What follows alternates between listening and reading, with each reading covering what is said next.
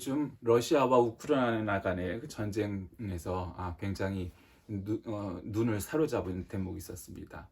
외국에 나와 있는 우크라이나 청년들 혹은 장년들이 짐을 싸서 우크라이나로 돌아가려고 비행기편 뭐 이런 것들이 여의치 않으니까 뭐 이래저래 막 기차를 타고 또 자동차를 타가면서 우크라이나에 돌아가서 싸우겠다고 다짐하며 돌아가는 대목이었습니다. 우리 어렸을 때 선생님들은 이런 얘기를 했습니다. 이스라엘과 중동, 아랍 국가들이 이렇게 싸울 때 미국에서 유학을 하던 유학생들이 있었답니다. 근데 이스라엘 유학생도 짐을 싸고 아랍 유학생도 짐을 쌌답니다. 그래서 이제 미국 학생이 물어봤겠죠. 그랬더니 중동의 그 유학생은 지금 나를 징집하러 올지 모르니까 도망가려고 짐을 싼다고 말했다는 겁니다. 그리고 이스라엘 유대인 이 유학생은 짐을 싸서 전쟁을 하려고 돌아가려고 짐을 싼다고 했다는 겁니다. 뭐 그런 얘기를 뭐 한 분이 아니라 여러 분한테 들었으니까 그런 일이 지금도 그랬고 그때도 그랬을 겁니다. 이스라엘의 인구는 뭐 저 편차가 있지만 뭐 한 300만이 뭐 채 못 된다고 말을 하기도, 요즘은 600만이라는 설도 있어서 제가 요건 자세하게 안 살펴봤지만 하여튼 1000만이 안 되는 것은 사실입니다. 그런데 이스라엘이 그 주변만 하면 1억, 사실 아랍 세계, 중동 세계를 전부 합하면 2억 가까이 되는 그런 아랍 국가들을 상대로 해서 전쟁도 뭐 여기는 전쟁이랄 게 뭐 따로 없죠. 매일이 전쟁인 나라인데 크게 따져도 뭐 3차 혹은 학자에 따라 4차 중동 전쟁이 있었습니다.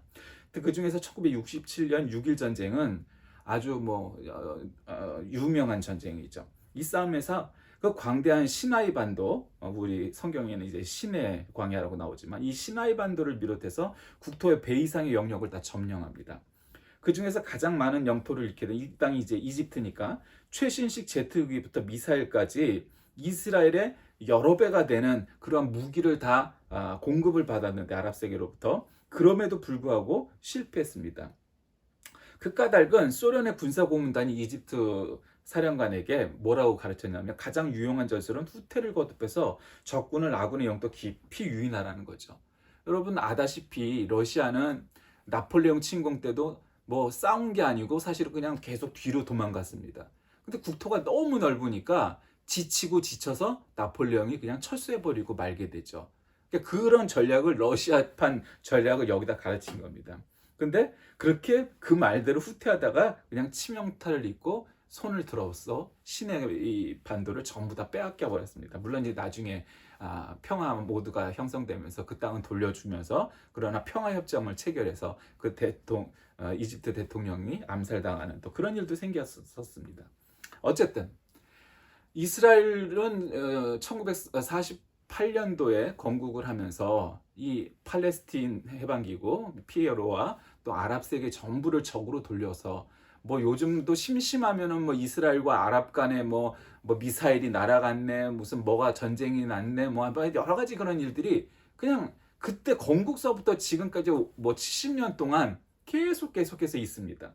그런데도 그 조그만 나라가 뭐 여태까지 단 한 번도 졌다고 할 수 없을 만큼 계속해서 이기고 있습니다. 여러분 왜 그럴까요? 그 물론 여러 가지가 이유가 있겠죠. 미국이 뒷배다, 돈이 많다, 과학기술이 좋다, 경제력이 좋다. 물론 그건 기본입니다. 그러나 정신력의 차이가 분명히 있을 겁니다. 전쟁이 났을 때 짐을 싸갖고 돌아가는 유학생이 있는 나라는 망할래야 망할 수가 없습니다. 그러나 아무리 좋은 무기가 있어도, 뭐 세계 최강대국의 뭐 전력을 보유하고 있어도 지금 러시아 보십시오. 정신무장이 제대로 안 돼 있고 명분이 없으니까 계속해서 그 작은 나라, 러시아에 비하면 우크라이나는 작은 나라인데 이기지 못하고 있습니다. 무기가 모자란 것도 아니고 병력이 적은 것도 아닌데 뭔가 문제가 있는 거죠, 이 전쟁에. 그런 걸 보면서 전쟁의 전부가 꼭 무기나 병사의 수만으로는 가늠할 수 없다는 것을 우리는 또 깨닫게 됩니다. 오늘 읽은 이 빌립보서는 이 빌립보에 바울이 보낸 편지의 내용입니다. 여기서 바울은 자기 자신을 어떻게 얘기하냐면 어느 누구보다도 육체를 신뢰할 만한 것이 자기다. 이스라엘 족속이요 히브리인 중에 히브리인요 바리새인이며 율법에 의로는 흠없는 자다. 이러고 자랑질을 하면서 시작합니다. 근데 그게 자랑을 정말 하려고 시작한 자랑은 아닙니다. 내가 8일 만에 할례를 받고 이스라엘 족속이요 베냐민 지파요 히브리인 중에 히브리인이요 율법으로는 바리새인이요 열심으로는 교회를 박해하고 율법에 이르는 흠이 없는 자라. 이렇게 얘기하는 겁니다. 지금 보면 누가 생각납니까? 어저께도 뉴스를 보니까 정권이 이제 바뀌었는데도 광화문에 나가서 데모를 하겠다는 아무개 목사가 생각나지 않습니까? 대표적인 이런 자랑질을 하는 거죠. 거기서 머물고 마는 거예요. 예, 그러니까 이제 거기서 끝나는 건데, 어쨌든 바울은 열심으로는 얼만큼 열심히 했다고요? 예수와 그의 제자들을 쫓아다니면서 박해하고 사로잡아 죽이려고요. 열심히 그렇게 했다는 거예요. 그러니까 뭘 반대한다는 거 있잖아요. 그러니까 반대한다는 거는 뭔가 자기 주체성이 없는 거예요. 옛날에 우리나라 국시가 뭐 방공 뭐 이런 거 했었죠. 그러니까 방공이 국시라는 거는 굉장히 우리나라가 굉장히 모자른 나라였다는 거죠. 뭐 자유, 민주, 민족, 평화 이런 게 우리나라의 국시가 아니고, 뭔가 반대한다는 건 우리가 아무것도 가진 게 없고 명분이 없는 나라였다는 걸 스스로 증명하는 거죠. 이 군사 정권에. 그러니까 뭔가를 반대하는 거는 반대할 수 있죠. 근데 그게 국시가 되고 최우선이 되는 건 뭔가 문제가 있는 거예요. 신앙도 마찬가지입니다. 우리가 이단 사이비를 경계하고 비판하고 때로는 비난도 할 수 있습니다. 그러나 교회의 존재 근거는 이단 사입이나 혹은 세속이나 세상을 비판하기 위해서 존재하는 게 아니에요. 교회 존재 이유는 뭐죠? 하나님의 나라, 하나님의 의를 우리가 확신하고 그것을 세상에 퍼뜨리기 위해서 존재하는 거지, 뭔가 세상을 반대하고 이단을 반대하기 위해서 존재하는 게 교회 명분이 결코 아니라는 거죠. 우리가 그렇게 할 일이 없고, 우리가 그렇게 명분이 없고, 우리가 뭔가 가진 게 없어서 누구를 반대하기 위해서 존재하는 게 아니에요. 누구를 반대해야만 존재하는 것은 명분 없는 겁니다. 그게 정치든 종교든 무엇이든. 근데 이때의 유대인들, 그 중에서도 열심히 했던 자들은 교회를 박해하는데 아주 앞장섰다는 거예요. 그래서 무엇이든지 내게 유익하던 것을 내가 그리스도를 위하여 다 해로 여긴다. 모든 것을 해로 여기면 그리스도 예수를 아는 지식이 가장 고상하기 때문이다. 내가 그를 위하여 모든 것을 잃고 배설물로 여기면 그리스도를 얻고 그 안에서 발견되려 함이니, 내가 가진 의는 율법에서 난 것이 아니요 오직 그리스도를 믿음으로 말미암은 것이니 곧 믿음으로 하나님께로부터 난 의라. 나는 하나님으로부터 나온 의를 알았고 믿었고 확신하기에, 내가 여태까지 세상적으로 쌓은 모든 가문, 학식, 권력, 이런 명예, 이런 것들이 가치가 없는 것이라는 것을 나는 깨달았다. 그래서 사도 바울은 그렇게 얘기하는 거예요. 이게 사람은 시간과 공간의 차이에도 불구하고 어느 시대 어느 사람이든 다 그거 자랑질하고 사는 거예요. 야, 내가 얼마나 부잣집 아들인 줄 알아? 내가 얼마나 공부 많이 했는 줄 알아? 내가 얼마나 권력 있는 줄 알아? 이런 거 자랑질하는 거죠. 그게 이 소인배, 보통 평범한 사람들의 일이에요. 그러나 그런 것이 가장 중요한 것이 아니라는 것을 깨달은 것은 그거보다 더 중요한 것을 깨달았기 때문이죠. 바울은 빌립보 성도들에게 유대주의자들의 거짓 교훈에 대해서 경계하기 위해서 지금 이러한 이야기를 펼쳐가고 있는 겁니다. 내가 옛날에는 스스로 자만심 혹은 자존감이 무척 높았다. 그런 사람들 니네 주변에 있지, 유대주의자들. 나는 유대인이니까 너희 이방인 성도들보다, 여기 빌립보라는 지역이 소아시아 지역이잖아요. 그러니까 이제 유대인들도 있었지만 비유대인들, 이방인들도 있었단 말이에요. 그 사람들은 얘기하는 거지. 야, 우리가 정통이야. 이런 거 주장하려고 했던 거죠. 다 소용없다. 이런 거 얘기하려고 지금 이 이야기를 펴나가는 겁니다. 그러면서 성도들에게 무슨 교훈을 줍니까? 야, 유대인 출신이니까, 바리새파 출신이니까, 나는 랍비 출신이니까, 나는 사두개인 출신이니까, 서기관 출신이니까, 나는 로마 시민권이 있으니까 이따위 거 다 필요 없다. 성도의 자세는 뭐냐? 성도의 프라이드는 뭐냐? 성도는 무엇 때문에 존재해야 되느냐? 그것에 대해서 교훈하는 겁니다. 빌립보 교인들에게. 뭐라고요? 첫 번째로는 진정한 구원의 길로 나서야 된다고 얘기하는데, 그 가운데서 첫 번째는 뭐냐면 주 안에서 기뻐하라는 거죠. 바울은 성도들에게 주 안에서 기뻐하랍니다. 성도가 세상에서 기뻐할 것이 크게 없습니다. 길게도 없습니다. 항상 기뻐할 수도 없습니다. 그러나 주님은 우리의 기쁨이 되는 것을 믿으시길 바랍니다. 바울이 이 서신을 기록할 당시 상황이 어떤 거냐면, 성도들이 심한 박해를 받고 바울은 옥중에 있는 상태였어요. 그러니까 이게 옥중 서신이란 말이에요. 그러니까 바울이 기뻐하래요. 아니, 지는 감옥 안에 처박혀 앉아갖고 지하 감옥에 있으면서, 그리고 지금 이 교회들은 핍박받아갖고 맨날 도망다니고 막 이러고 있는 지경인데, 기뻐하랍니다. 그러니까 이게 상식으로는 말이 안 되는 이야기잖아요. 어떻게 기뻐하겠어요? 여러분, 내가 감옥에 갇혀 있고 그것도 무슨 다른 것도 아니고 굳이 얘기하면 정치범 혹은 굳이 얘기하면 사상범밖에 안 된단 말이에요. 바울이란 건. 그런데 그 와중에 기뻐하라는 거예요. 여러분, 이런 사람들이 있었죠. 독립운동을 할 때 감옥에 갇혀 있으면서도 늘 자신의 뜻이 틀리지 않았다고, 옳다고 그렇게 주장했던 독립투사들도 마찬가지로 그랬어요. 그러니까 자기가 옳으면 감옥에 갇혔을지라도 당당한 것이고, 그러니까 주 안에서 기뻐하래요. 주 안에서의 기쁨은 너희들은 오늘부터 슬픈 일, 뭐 저기 한 일은 부정적인 일은 하나도 없고 오늘부터 해피하고 오늘부터 웃고 오늘부터 뭐 다 기쁜 일만 있고 그렇다는 게 아니에요. 여러분, 그런 인생은 단 하나도 없어요. 믿음 좋은 사람이면 병도 안 걸리고 암도 안 걸리고, 뭐 믿음 좋은 사람은 부자가 되고, 믿음 좋은 사람들은 성공하고 출세하고 승리하고, 그렇게 얘기하는 거는 그건 가짜 복음이에요. 그러지 않아요. 예수 잘 믿어도 암 걸려서 죽을 수 있고요. 예수 잘 믿어도 평생 가난할 수도 있고요. 예수 잘 믿고 열심히 있어도 그런 일들이 있어요.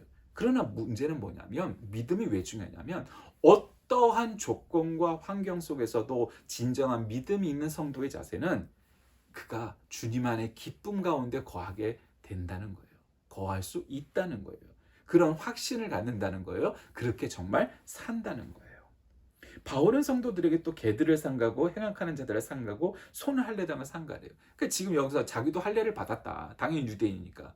이 당시에 그 논점 중에 하나는 뭐냐면, 야, 너희들은 할례를 안 받은 비할례당이잖아. 우리는 유대인이라 할례를 받았어. 난지 8일 만에 할례를 받았어. 할례를 받으면서 말이야, 그러면 의식도 겪고 우린 다 했단 말이야. 너희들은 할례도 안 받은 것들이 어디서? 뭐 이런 얘기예요. 그러니까 오늘날 할례를 받는 나라는 이스라엘과 뭐 미국 일부와 뭐 한국 정도지, 할례를 100% 받는 게 아니에요. 그리고 의학적으로도 그게 꼭 좋다 말하기가 어렵다는 거예요. 약간 케바케란 말이에요. 물론 어느 시대 때는 꼭 할례를 받는 것이 좋다 이런 설도 있었어요. 근데 과학은 완벽하고 완전한 게 아니에요. 언제라도. 그러니까 바뀌어요. 그래서 할례라는 것이 큰 의미가 없어요. 그러나 안식교나 무슨 아주 보수적인 극우파 원리주의, 세대주의 이런 사람들의 기독교가 아니고서는 그런 구약에 있는 성경대로 우리가 다 살아야 되죠. 버스도 주일날 타면 안 되고, 오징어도 먹으면 안 되고, 이건 먹지 말고, 이거는 하지 말고, 이런 거 다 지키면서 사느냐? 그런 사람 단 한 명도 없어요. 기독교 안에는. 어느 정도는 다 구약 성경에서 얘기하는 구구절절 율법을 100% 지키는 사람은 단 한 명도 없다고 해도 과언이 아니에요.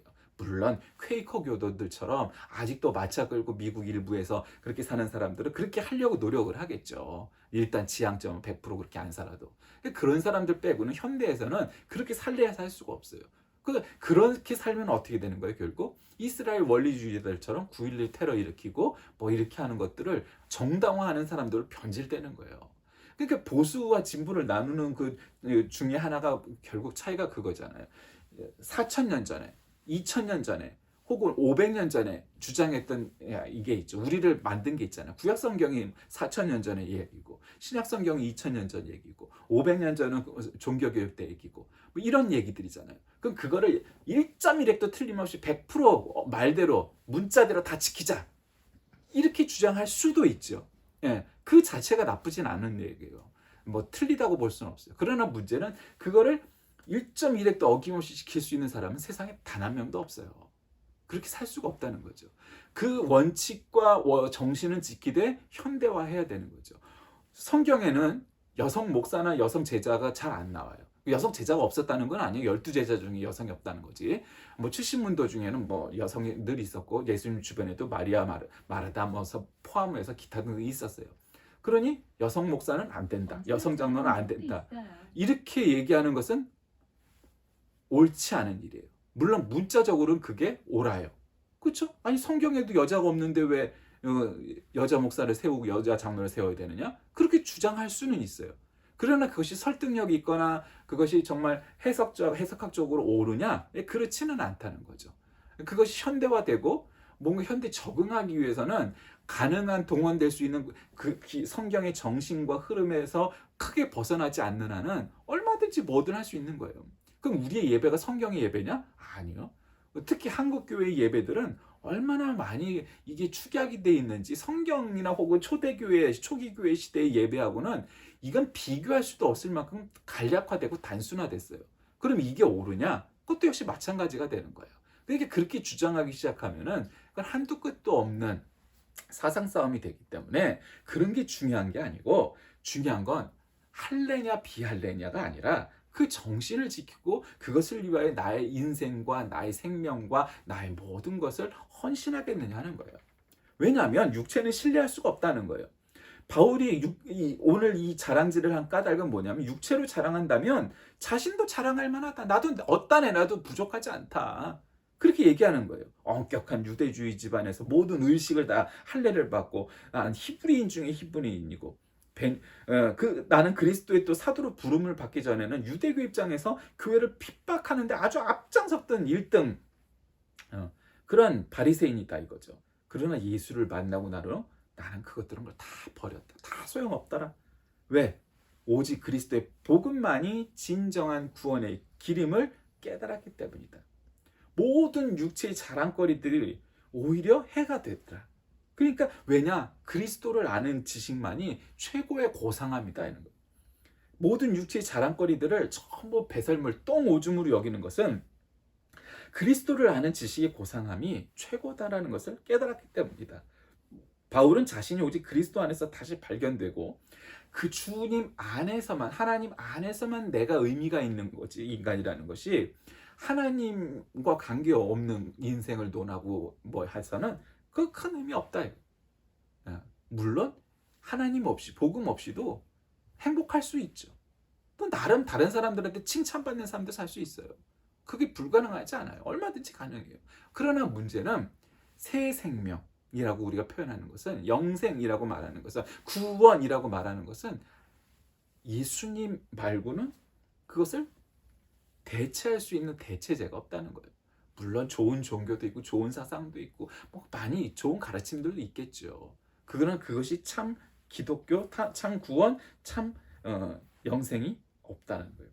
그러므로 바울은 자신이 육체를 항상 죽임으로 그리스도의 부활에 이르려 한다는 거예요. 이미 얻었담도 아니야 온전히 이루었담도 아니라 그리스도 예수께 잡힌 바 된 그것을 잡으려고 쫓아간다. 내가 표대를 향하여 하나님께서 나에게 주실 상을 향하여 다른 박질할 것이다. 이렇게 얘기하는 거예요. 여러분, 옛날에 제가 어렸을 때 70년대 이럴 때만 해도 미국에 이민을 간다는 건 쉽지 않은 일이었어요. 근데 우리 친구 중에 한 친구가 미국 LA로 이민을 간다는 거예요. 그럼 그때는 미국 LA로 가는 게 마치 천국을 가는 것처럼 여겨졌어요.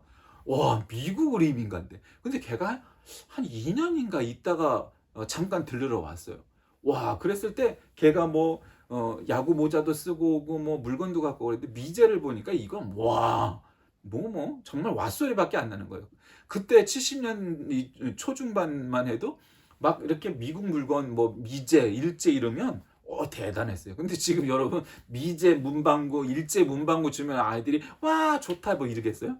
하나 그런 애들 없어요. 객관화해서 보는 거죠. 이게 정말 품질이 좋은지 디자인이 좋은지 미제니까 좋아하고 일제니까 좋아하는 아이들은 단 한 명도 없다고 봐야 돼요. 그런 애들 없어요. 우리 어렸을 땐 가요를 듣는 건 수준이 낮아서 팝송 다 들었어요. 근데 지금은 그렇지 않아요. 팝송 듣는 사람이 흔치 않아요. 팝송 프로도 별로 없어요. 이제 다 가요 들어요. 왜요? 그만큼 우리나라의 수준이 높아졌기 때문이죠. 여러분, 우리가 천국을 그리워하고 천국이 존귀한 까닭은 바로 이 세상과 비할 수 없는 가치를 지녔기 때문이에요. 그러므로 천국의 것은 소중하고 더 귀한 거예요. 여러분, 세상도 소중한 거예요. 여러분, 육체도 소중한 거예요. 육체가 안 소중한 게 아니에요. 소중해요. 너무 영지주의처럼 육체, 세상 이런 것은 다 더러운 거고 중요하지 않은 거고 이렇게 말하지 않아요. 성경은 육체도 소중한 것이고 세상도 소중해요. 그러나 그것은 영원한 게 아니에요. 우리의 육체는 아무리 건강한 사람도 100년, 120년이면 쓰러져서 흙으로 돌아가야 되는 거예요.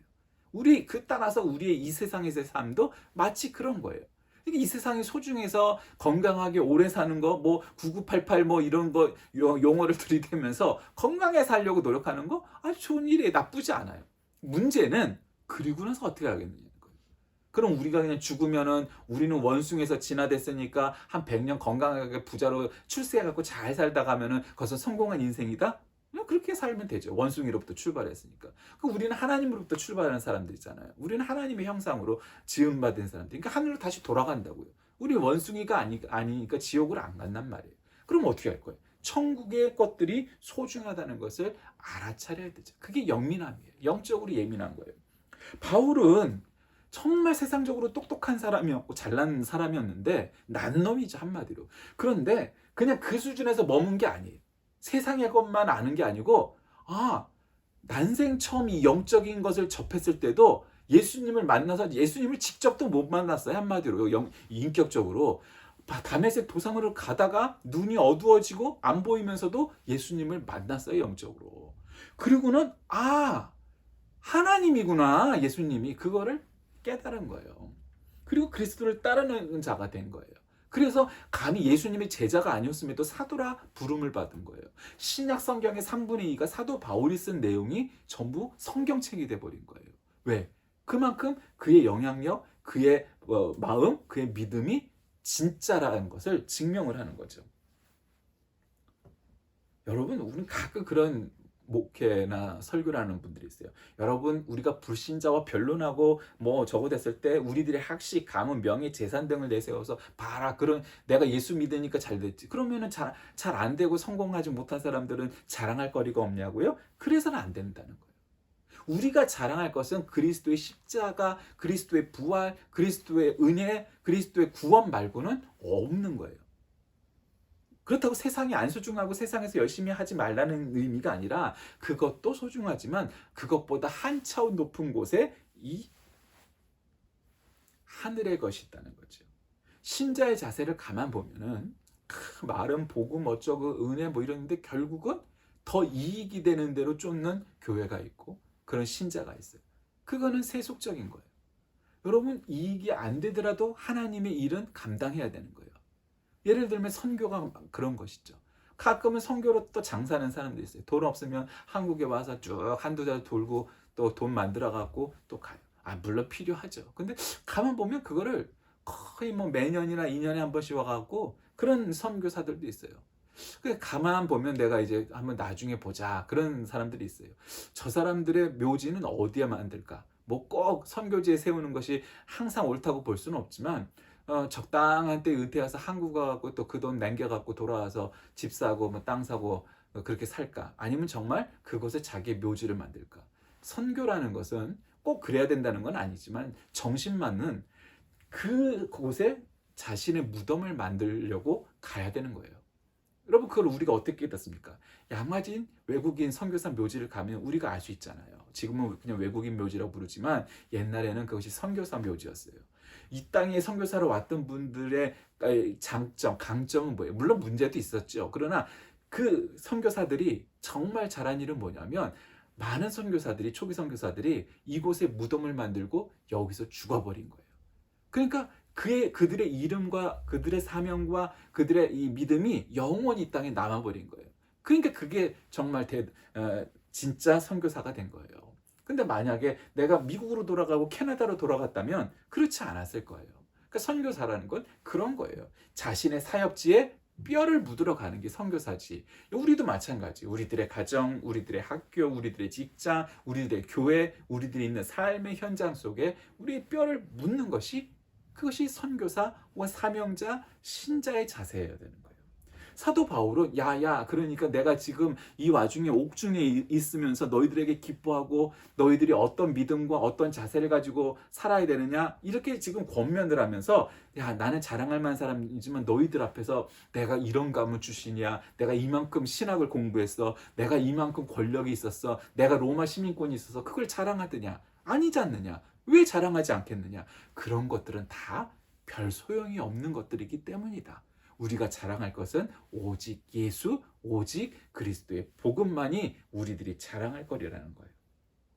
본 장은 빌립보 교회를 혼란하게 하는 대적자들에 대한 바울의 엄중한 경고를 다루고 있는데, 유대주의자들이 보통 교회들과 마찬가지로 이 빌립보 교회 침입해서 복음의 순수성을 흐리게 하는 거예요. 그러니까 이 사람들이 조금 보수적인 데에서 끝난 게 아니고 복음의 순수성까지 위협을 하는 거예요. 우리는 보수적이면 마냥 좋은 거라고 여기는 경향이 있지만 꼭 그렇지 않아요.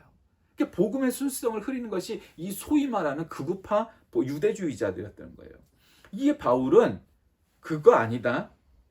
자기는 정통 중에 정통이고 보수 중에 보수니까 옳다고 여기는 그 유대주의자들 옳은 거 아니다 라고 말하는 거예요. 본장에 수록되어 있는 바울의 적대자들의 논쟁은 당시 초기 교회 상황과 바울 자신의 입장을 밝혀주는데, 바울은 본장에서 자신의 적대자들을 가리켜 개들, 행악하는 자들, 손할례당이라고 표현합니다. 유대화를 회책하는 무리들인 거예요. 온 세계를 유대화하자는 거예요. 그러나 사도 바울의 정신은 그게 아니었어요. 온 세계를 복음화하자는 거였어요. 그러니까 복음화해야지 유대화해서는 의미가 없다라는 거죠. 그러니까 아주 차원이 다른 얘기가 된 거예요. 성도는 사탄의 거짓 유혹에 넘어가지 않기 위해서 언제나 그리스도의 십자가, 그 믿음을 놓지 않고 붙잡고 있어야 돼요. 성도의 자세란 결국 뭡니까? 지금 어느 곳에 있든지 난 항상 기쁘다 라고 고백했던 사도 바울과 찬송가의 노랫말처럼 우리가 정말 그럴 수가 있느냐, 그럴 자세가 돼 있느냐 하는 것을 물어봐야 됩니다. 우리가 지금 어떠한 처지에 놓여 있느냐가 중요한 것이 아니고 정말 사도 바울처럼 항상 기뻐하라, 이렇게 얘기해야 되는 거죠. 데살로니가 전서에 가면은 항상 기뻐하라, 쉬지 말고 기도하라, 범사에 감사하라까지 나가죠. 그러니까 결국 성도의 자세는 지금 내가 이룬 것이 많고 물려받은 것이 아무리 많을지라도 그것이 다 별무소용이다. 오직 복음에 침잠하고 오직 복음을 자랑하는 자들이 되어 항상 기뻐하는 신자의 자세로 살아가라. 이렇게 혼란스러운 빌립보 교회에 대해서 그렇게 권면하고 있는 것입니다. 우리의 상황은 다 다를 수가 있고 처지는 다 다를 수가 있고 생각도 다를 수가 있습니다. 그럼에도 불구하고 우리들이 견지해야 될 성도의 자세는 항상 기뻐하여 복음을 자랑하는 삶이 되지 않는 한 그것이 아무런 의미가 없다는 거죠. 내가 세운 업적, 유전, 유산 이런 것들이 우리를 설명하는 카테고리가 아니라 우리는 정말 그리스도의 복음, 그리스도께 헌신 이런 용어들이 우리를 설명하는 용어들이 되어야지 사도 바울처럼 되는 것이지, 마치 이 빌립보교에 침투한 이 유대파 극보수파 보수교인들처럼 그렇게 유대화하는 것을 목적으로 삼아서는 결코 성공할 수 없다는 것이죠. 우리 삶 가운데 어떠한 처지에 놓여 있든지 늘 이렇게 항상 기뻐하는 성도의 자세를 견지하여 우리 주님께 칭찬받는 저와 여러분이 다 되시길 주의 이름으로 간절히 기도합니다. 살아계신 하나님, 오늘날 우리 삶 속에서 어떠한 상황 속에서도 항상 기뻐하라는 사도 바울의 말처럼 감옥에 갇혀 있음에도 불구하고 그렇게 고백할 수 있었던 것은 자기가 자랑할 만한 것도 많았고 그렇게 살기만 하면 출세하고 편안하고 행복할 수도 있었을 텐데 그것을 다 놓아버리고 고난의 길을 선택한 사도 바울의 자세이고 또 사도 바울의 정신입니다. 우리도 바울처럼 예수님의 복음만을 들고 이 세상을 살아가는 모두가 되게 인도하여 주옵소서. 예수님의 이름으로 간절히 기도합니다. 아멘.